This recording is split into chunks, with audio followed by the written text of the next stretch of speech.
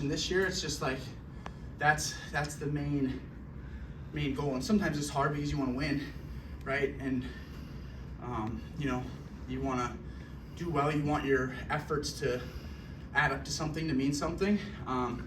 But I'm excited. Every opportunity is awesome. Like, this is a lot. So far in my whole life, this is the stuff that I live for.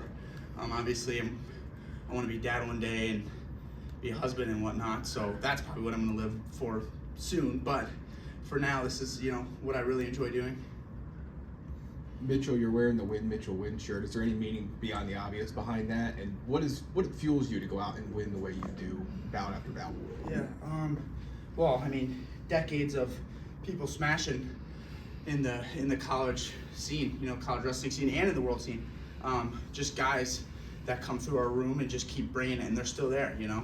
I think it's funny because it's ironic that it says win, but I'm talking about the process of getting better.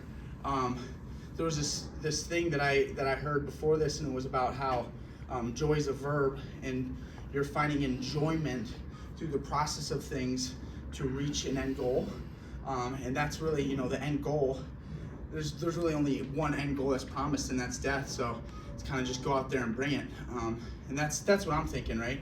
If I go out there and I win, but I don't bring it, I'd rather bring it and lose, which sounds insane, but it's funny. My coaches and my dad, who was my coach, and I go up to him and be like, man, I feel like I didn't go. But it's funny, I'll black out in the matches, and then I'll go back and look and see the 25 shots that I tried to fire off. But it's funny, but I enjoy the process more than winning. But it's kind of subtle reminders on the sides here and stuff like that. Incredible words of wisdom from Mitchell. Do we have additional questions?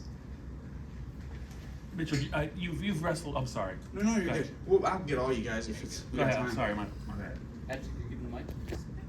This guy's got a mic. Evan Smith, the Daily Collegian. You've obviously faced Mike Caliendo numerous times, and you always talk about the chess match of wrestling and kind of the strategy behind all that. So along those lines, do you expect Caliendo to change up his strategy in any way to change the results against you tomorrow night?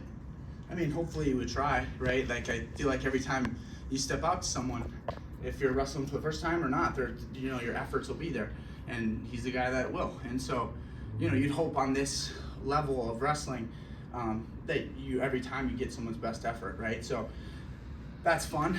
That makes it a battle of the wills. And I know I heard Carter saying about, it's a lot on the line, not win or lose, but who toes the line. It's like your coach versus my coach and all that stuff. So that's kind of fun, and it's fun that I get to keep. He said this as well. The target on the back, like that has been so far removed. The target on the back for my wrestling and for my life. I want to go get people. It doesn't matter if I'm number one or I'm last. It's going to be the same effort every single time. You took my question. I was just going to ask you, against the kid from Oklahoma State, he was a real good defensive wrestler. I think you beat him 5-0. Did you feel like you got something out of that because you kind of really had to work for that win?